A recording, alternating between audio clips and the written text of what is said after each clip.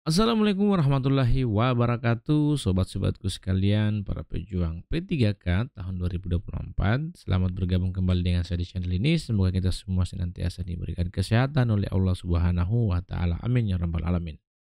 Ya, jadi di sini saya akan coba untuk membahas soal-soal kompetensi manajerial ya, terkait dengan seleksi P3K tahun 2024 yang jadwalnya itu kalau kita mengacu pada jadwal terakhir yang dirilis resmi oleh BKN menyebutkan bahwa tanggal 20 Agustus ya, 20 Agustus sudah mulai dibuka pendaftaran. Jadi saya kira mulai dari sekarang perlu bagi teman-teman untuk mempersiapkan diri, latihan menjawab berbagai macam jenis soal termasuk soal-soal kompetensi manajerial. Nah, dalam video ini saya akan membahas 5 nomor soal terkait dengan kompetensi manajerial, di mana soal yang akan saya bahas itu adalah soal yang panjang ya, soal-soal yang panjang dengan jawaban yang memiliki tingkat kemiripan ya, memiliki tingkat kemiripan hampir 99% lah. Nah, jadi bagi teman-teman yang baru bergabung di channel ini, saya ucapkan selamat datang. Bagi teman-teman yang sudah sering berkunjung ke sini, saya ucapkan terima kasih ya telah datang kembali di channel ini, mudah-mudahan bisa memberikan manfaat bagi teman-teman sekalian.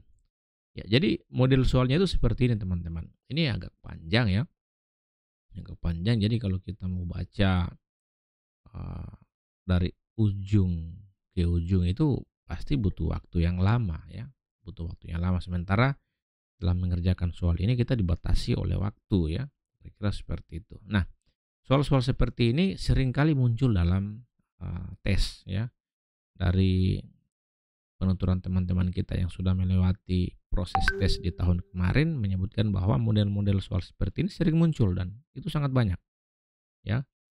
Bagi mereka yang tidak pernah latihan, tidak tahu bagaimana triknya, caranya untuk menjawab soal seperti ini, maka akan kesulitan ya.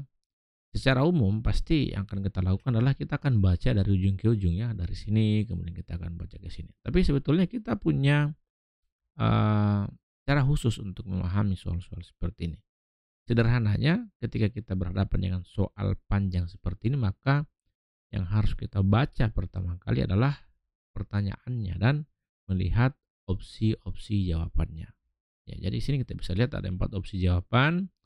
Kemudian pertanyaannya kita langsung coba lihat yang ditanyakan itu terkait dengan ya ini ya, menghadapi tantangan dari e-commerce dan ketidakpuasan pelanggan terkait ketersediaan produk di toko serta mempertimbangkan opsi yang diajukan oleh tim manajemen. Langkah pertama apa yang paling tepat untuk diambil oleh PT Sinar Jaya? Ya, kenapa di sini kita harus membaca pertanyaan terlebih dahulu? Karena biasanya kadang-kadang ketika kita baca pertanyaannya itu bisa langsung tersirat jawabannya apa, ya kira-kira begitu. Nah, jadi kalau kita sudah baca pertanyaannya, kemudian kita lihat opsinya. Ada berapa opsi di sini? Ada 4 ya. Opsi A, memperluas kehadiran online dengan meluncurkan aplikasi belanja sendiri. Kemudian B, meningkatkan pengalaman berbelanja di toko dengan menambahkan layanan tambahan. C, melakukan restrukturisasi untuk menekan biaya operasional. Dan D, melakukan survei kepuasan pelanggan untuk memahami kebutuhan mereka lebih baik. Jadi dari opsi yang ada ini sebetulnya hampir sama jawabannya ya. Dan bisa kita katakan ini potensi benarnya saling berdekatan ya. Potensi benarnya ini hampir semua benar ya. Saya kira seperti itu. Tapi kita coba lihat ulang pertanyaannya, Pak ya. Menghadapi tantangan dari e-commerce dan ketidakpuasan pelanggan. Jadi di sini yang harus kita lakukan, kita harus temukan kata kuncinya, ya. Kita temukan kata kuncinya. Jadi kata kuncinya itu harus kita temukan terlebih dahulu, teman-teman. Ya, karena kalau kita tidak bisa temukan kata kuncinya, maka kita akan kesulitan untuk menjawab pertanyaan yang panjang seperti ini. Dan kita juga akan kehabisan waktu, ya. Saya kira seperti itu. Kita lihat ulang soalnya. Jadi kata kuncinya itu ada pada ini ya, ketidakpuasan pelanggan. Ya. Jadi bagaimana caranya kita bisa memuaskan pelanggan? Apa yang harus kita lakukan? Jadi kita coba menalarnya seperti itu.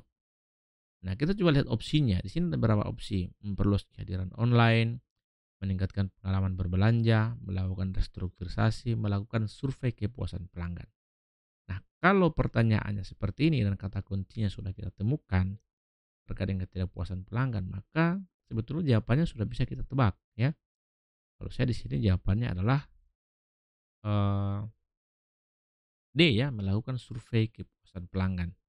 Ya, karena memang yang akan kita selesaikan itu adalah masalah terkait dengan ketidakpuasan pelanggan terkait dengan ketersediaan produk di toko ya.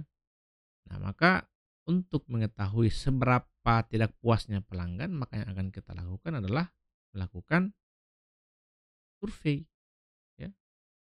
Kalau misalnya kita melakukan restrukturisasi ya bisa saja, tapi tidak langsung apa namanya, tidak langsung menyelesaikan persoalan yang akan kita tidak langsung menyelesaikan persoalan yang ada. Ya, persoalannya itu terkait dengan ketidakpuasan pelanggan. Jadi opsi D itu opsi yang paling masuk akal. Jadi kita bisa lihat penjelasannya bahwasanya ya kalau kita mengambil langkah pertama dengan memahami kebutuhan dan preferensi pelanggan melalui survei kepuasan itu adalah pilihan yang bijaksana. Ya, jadi ini memungkinkan perusahaan untuk mendapatkan informasi yang akurat tentang apa yang sebenarnya diinginkan oleh pelanggan. Jadi itu fungsinya.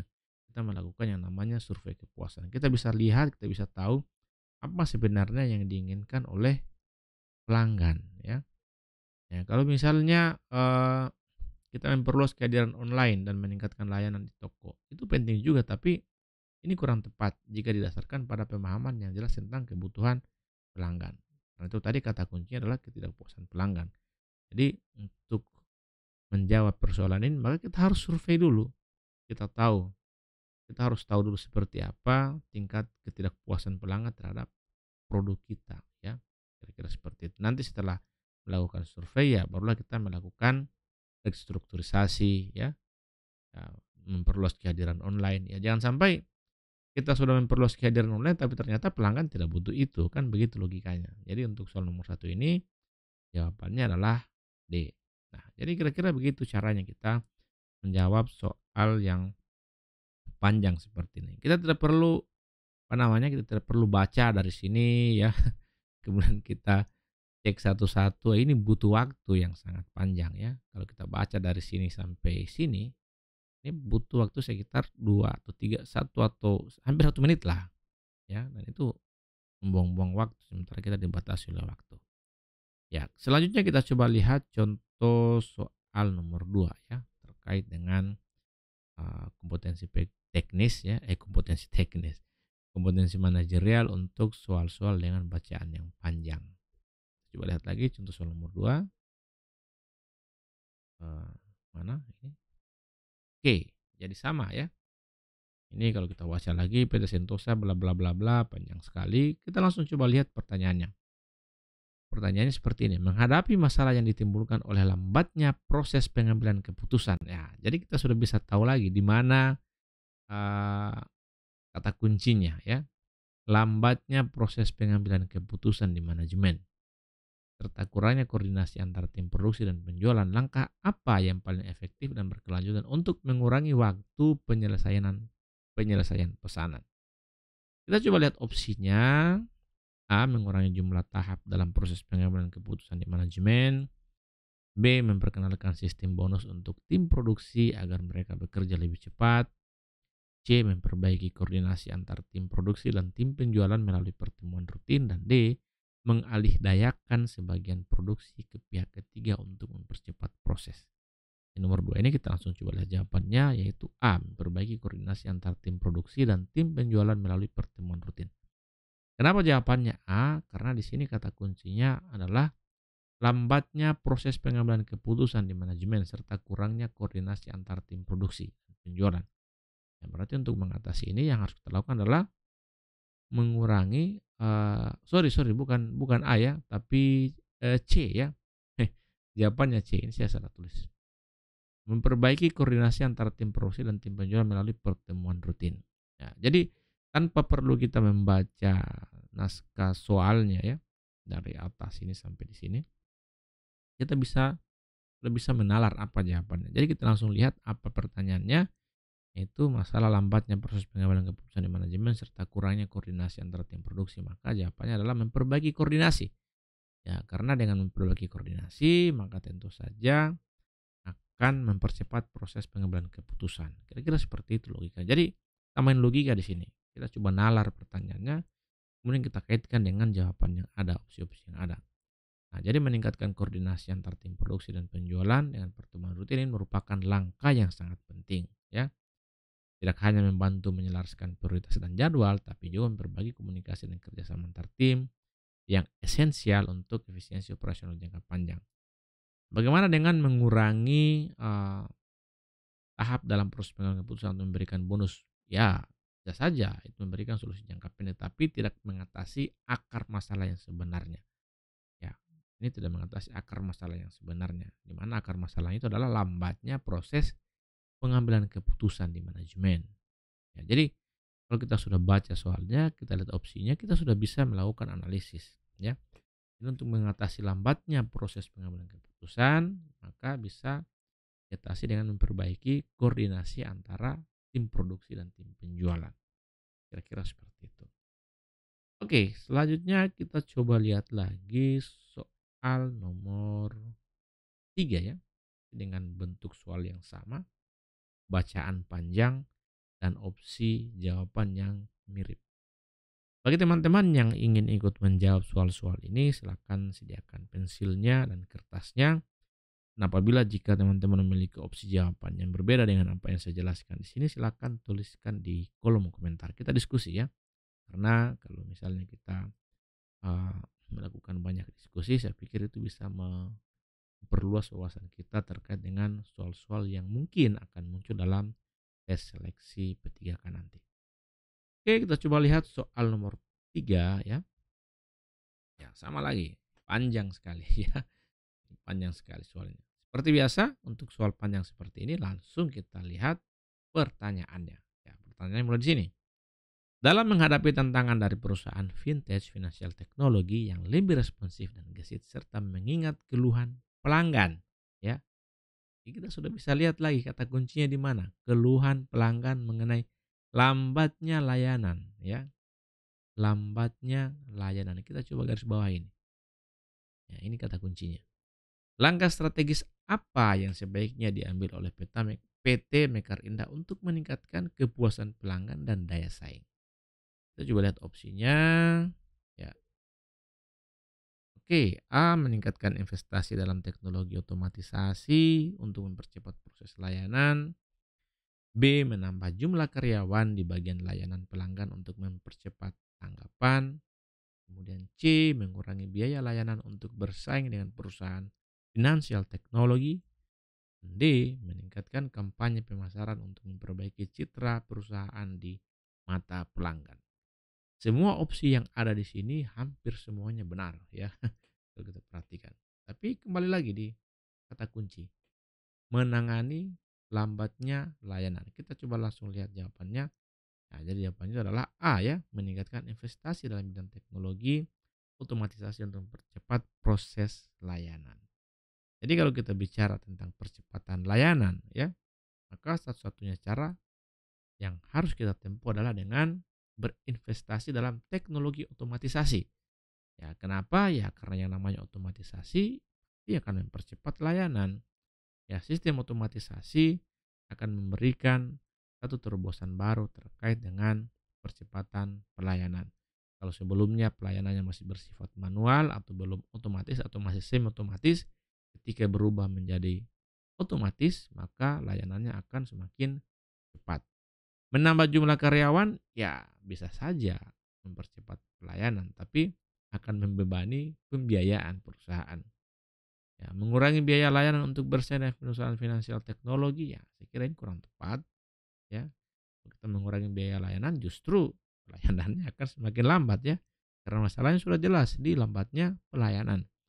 Meningkatkan kampanye pemasaran, ya saya kira ini kurang tepat ya karena tidak langsung bersentuhan dengan akar masalah yang akan kita selesaikan. Jadi opsi A merupakan jawaban yang paling benar dari soal nomor 3 ini. Jadi itu yang saya katakan tadi bahwa Untuk model-model soal seperti ini kita langsung lihat pertanyaannya, kemudian kita langsung baca opsi jawabannya. Dari opsi jawaban yang ada kita sudah bisa menganalisis atau menalar mana jawaban yang paling benar. Jadi tidak perlu kita baca semua soalnya ya, tidak perlu kita baca soal dari sini ke sini, terlalu panjang ya. Kita langsung lihat saja pertanyaannya dan kita lihat opsi jawabannya. Kecuali kalau misalnya setelah kita baca opsinya, kita baca soalnya kita masih bingung ya, saya pikir tidak ada masalah. Kita baca soalnya tapi dengan bacaan cepat atau kita skim ya. Bacaan cepat, kita upayakan sekitar 10 sampai 15 detik supaya waktu tidak terbuang sia-sia. Nah, di sini dijelaskan bahwa investasi dalam teknologi otomatisasi adalah langkah strategis. Ya, memang betul. Karena dengan otomatisasi, perusahaan dapat mengurangi ketergantungan pada tenaga manusia untuk tugas-tugas rutin. Ya, jadi itu dia fungsi dari otomatisasi. Otomatisasi itu akan membantu mempercepat proses pelayanan khususnya yang berhubungan dengan pelayanan yang sifatnya repetitif ya, tugas-tugas yang rutin ya. Kalau karyawan atau manusia yang mengerjakan itu ya kalau dia sudah bekerja selama 5 atau 6 jam pasti akan mengalami kelelahan dan pelayanan yang akan mulai menurun. Kalau menggunakan teknologi otomatisasi ya sampai kapanpun tetap akan berlangsung itu pelayanan. Selama sumber daya masih terpenuhi, masih tersedia, maka pelayanan itu akan terus berjalan dengan efektif dan efisien. Kira seperti itu. Kemudian kita coba lihat soal nomor 4 ya. Nomor 4, karena bentuk soalnya ya ini soal yang panjang-panjang ini. Ya sama saja dengan tadi, triknya masih sama, kita langsung coba baca pertanyaannya.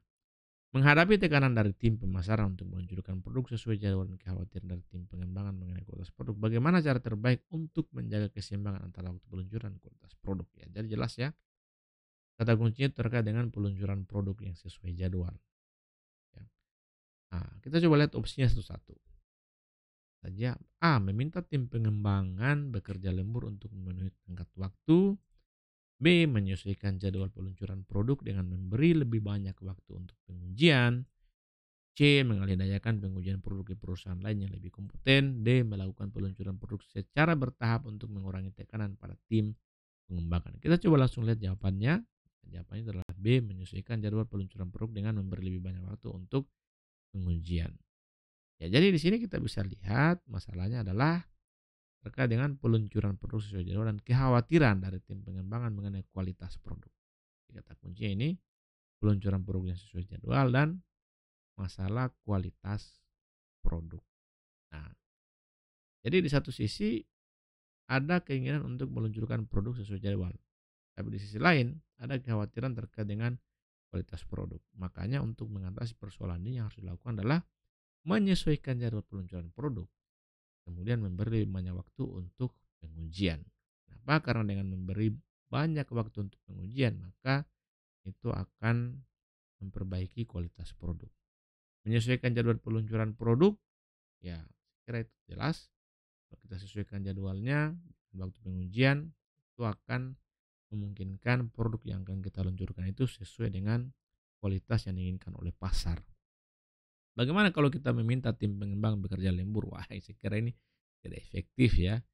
Meminta untuk bekerja lembur, untuk tengah waktu, saya kira ini langkah yang kurang efektif. Begitu juga dengan opsi C dan D. Nah, di sini ada penjelasan tentang ini, bahwasanya menyesuaikan jadwal peluncuran produk untuk memberi lebih banyak waktu bagi pengujian memang merupakan pilihan yang tepat. Karena kualitas produk yang tinggi akan lebih penting untuk reputasi jangka panjang perusahaan daripada sekedar meluncurkan produk tepat waktu. Ya, kalau kita meminta tim bekerja lembur atau mengalihkan pengujian, ya itu bentuk solusi sementara, tapi dapat mengorbankan kualitas produk dan mempengaruhi motivasi karyawan secara negatif. Ya.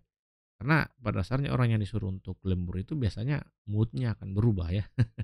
Ya, jadi karena di sini masalahnya terkait dengan peluncuran produk, ya kemudian kaitannya dengan kualitas produk, maka yang akan kita lakukan adalah menyesuaikan jadwal peluncuran produk dengan memberi lebih banyak waktu untuk pengujian. Selanjutnya kita akan lihat soal nomor 5 ya, soal nomor 5. Ya, dengan bentuk soal yang sama, ya, soal yang panjang juga. Ya. Seperti biasa, kalau bentuk soalnya seperti ini, yang panjang seperti ini, teman-teman tidak perlu membaca dari atas sampai ke bawah, tapi langsung masuk di pertanyaannya. Ya, pertanyaannya apa? Kita baca sama-sama. Dalam menghadapi tantangan integrasi antara dua perusahaan dengan budaya kerja dan sistem operasi yang berbeda, langkah apa yang sebaiknya Anda ambil sebagai manajer untuk memastikan proses integrasi berjalan lancar? Berarti kata kuncinya itu ada di integrasi antar dua perusahaan, tantangan integrasi antar dua perusahaan. Ya, ini kata kuncinya. Ya, kita coba lihat opsinya satu-satu ya. A. Mengadakan pelatihan intensif untuk semua karyawan agar mereka memahami sistem operasi baru. Ya, bisa saja benar ya. B. Mengkomunikasikan secara jelas visi, misi, dan tujuan dari akuisisi serta bagaimana integrasi akan berlangsung. C. Mengganti manajemen dari perusahaan yang diakuisisi dengan tim manajemen dari PT sukses bersama.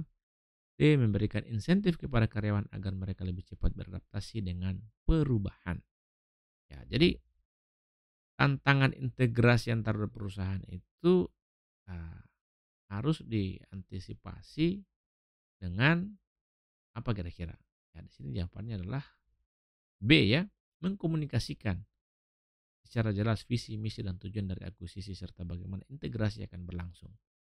Nah, jadi sebelum kita mengadakan pelatihan ya, sebelum kita mengadakan ini, sebelum kita mengganti manajemen, sebelum kita memberikan intensif, ya karena di sini ada proses integrasi antar dua perusahaan, maka yang harus kita lakukan itu adalah mengkomunikasikan secara jelas dulu visi, misi, dan tujuan dari akuisisi. Kita harus pahamkan dulu kepada semua pihak yang terlibat di perusahaan ini terkait dengan apa sih tujuan dari integrasi ini, akuisisi ini, ya. Apa visinya, apa misinya. Ya, kalau ini sudah tuntas, maka kita bisa masuk di tahap selanjutnya. Kita mulai lakukan pelatihan, kita mulai mengganti manajemen, ya. Kita mulai memberikan intensif supaya bisa mereka bekerja, supaya karyawan bisa bekerja lebih cepat, ya, bisa beradaptasi dan perubahan, ya. Jadi kalau ada integrasi antar dua perusahaan, logikanya ya kita pahamkan dulu, ya. Kita pahamkan dulu apa visi, misi, dan tujuan dari akuisisi. Apa visi dan misi dari bergabungnya dua perusahaan ini.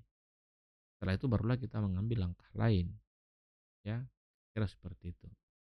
Ya, meskipun memang pelatihan dan intensif merupakan hal yang penting, tapi kalau kita bicara tentang urgensi dari eh, persoalan ini, ya tantangan integrasi, maka yang harus kita lakukan adalah mengkomunikasikan secara jelas visi, misi, dan tujuan dari akuisisi yang dilakukan.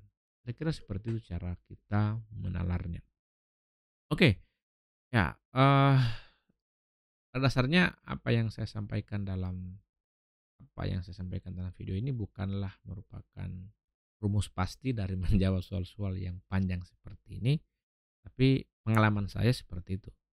Ketika saya diperhadapkan yang soal panjang seperti ini, maka yang saya lakukan adalah langsung membaca pertanyaannya dan melihat apa opsi yang ada. Jadi tidak perlu saya membaca lagi soalnya dari atas sampai ke bawah karena ini butuh waktu, ya. Nah, bagi teman-teman mungkin yang punya cara atau trik lain dalam menjawab soal-soal panjang seperti ini, ya silakan tuliskan di kolom komentar. Semakin banyak kita berbagi, semakin banyak kita sharing, saya kira itu akan lebih baik. Ya, apalagi kalau misalnya ada teman-teman kita yang menonton video ini yang baru pertama kali akan mengikuti seleksi P3K, itu akan sangat membantu teman-teman sekalian. Sekali lagi saya ingin mengingatkan bahwa apa yang saya jelaskan dalam video ini bukanlah rumus yang pakem, bukanlah rumus yang pasti yang mesti teman-teman ikuti. Tapi ini merupakan salah satu cara bagaimana kita menjawab soal-soal yang panjang seperti ini. Ya, mudah-mudahan apa yang bisa saya sampaikan, mudah-mudahan apa yang saya sampaikan dalam video ini bisa memberikan sedikit manfaat bagi teman-teman sekalian. Ya, terkait dengan seleksi P3K tahun 2024 di channel saya, insya Allah saya akan coba bahas secara berkala soal-soal kompetensi manajerial, soal-soal kompetensi teknis, soal-soal kompetensi sosial kultural ya. Mudah-mudahan itu bisa membantu teman-teman yang sedang mencari referensi untuk belajar ya. Kita belajar sama-sama, saling sharing. Ya, jadi pada akhirnya janganlah pernah menyerah ketika teman-teman masih mampu untuk berusaha. Tidak ada kata berakhir sampai teman-teman berhenti mencoba. Ingat, seleksi penerimaan P3K sudah di depan mata.